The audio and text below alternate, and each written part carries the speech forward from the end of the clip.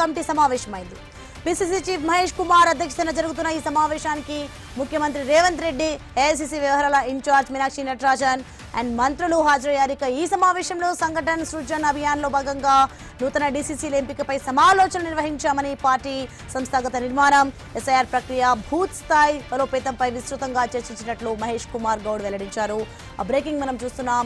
Secular vote bank ను బలహీనపరిచే కుట్రలు జరుగుతున్నాయని, కాంగ్రెస్ పార్టీకి అనుకూలంగా ఉన్న ఓట్లను తొలగించి రాజకీయ లబ్ధి పొందాలని బీజేపీ ప్రయత్నిస్తోందని అన్నారు. వెస్ట్ బెంగాల్లో జరిగిన పరిణామాలు ఎస్ఐఆర్ ప్రక్రియ ఎంత కీలకమో చూపిస్తున్నాయని, బూత్ స్థాయి నుంచి రాష్ట్ర స్థాయి వరకు పార్టీని మరింత బలోపేతం చేయాలని సూచించినట్లు మహేష్ కుమార్ తెలిపారు.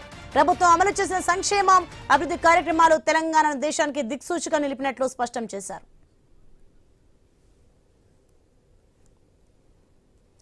ఇదే అంశానికి సంబంధించి మరింత సమాచారం మా ప్రతినిధి ఏవై స్వామి అందిస్తారు ఫోన్ లైన్లో. ఏవై స్వామి, మనం చూస్తున్నాం పార్టీ నిర్మాణం, ఎస్ఐఆర్ పిఎస్సీలపై చర్చ జరుగుతుంది. దీనికి సంబంధించిన పూర్తి అప్డేట్స్ ఏంటి? సోనీ, గాంధీ భవన్ లో political affairs committee, PCC political affairs committee సమావేశం కొనసాగుతుంది. సాయంత్రం 5:30కు ప్రారంభమైనటువంటి సమావేశంలో మహేష్ గౌడ్, రాష్ట్ర వ్యవహారాల ఇన్ఛార్జు మీనాక్షి నటరాజన్, రేవంత్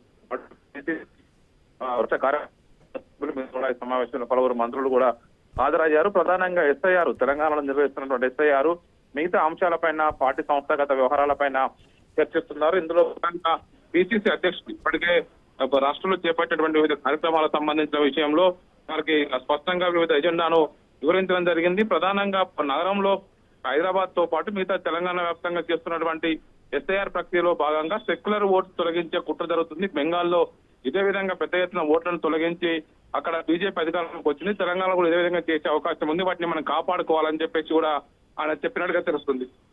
దాంతో పాటు సంఘటన సృజన అభియాన్ లో భాగంగా డీసీసీల ఎంపిక జరిగింది. ఆ కమిటీలు కూడా వేశామని చెప్పేసి కూడా ఆయన చెప్పారు. పార్టీ సంస్థాగత నిర్మాణం, వివిధ అంశాలపైన కూడా చర్చిస్తున్నారు. కాంగ్రెస్ పార్టీ సంబంధించినటువంటి ఓట్లను కాపాడుకోవడం కోసం అందరూ ప్రయత్నం చేయాలని చెప్పి సూచన తెలుస్తుంది. ఆ తర్వాత వైపు బెంగాల్ తర్వాత ఇటు పంజాబ్, తెలంగాణ పైనే వైపు బీజేపీ దృష్టి పెట్టింది. మనం జాగ్రత్తగా ఉండాలని చెప్పేసి కూడా పార్టీ నాయకత్వం కూడా సమన్వయం చేసుకొని పనిచేయాలి. పార్టీని వైపు మరొకసారి అధికారం తీసుకోవడం కోసం పనిచేయాలని చెప్పి చెప్పినట్టుగా తెలుస్తుంది. మరోవైపు ఎస్ఐఆర్ విషయంలో హైదరాబాద్ కమిటీలు మంచిగా పనిచేయాలని చెప్పి సీఎం చెప్పినట్టుగా తెలుస్తుంది. సోనీ, right, thanks for information Swamy.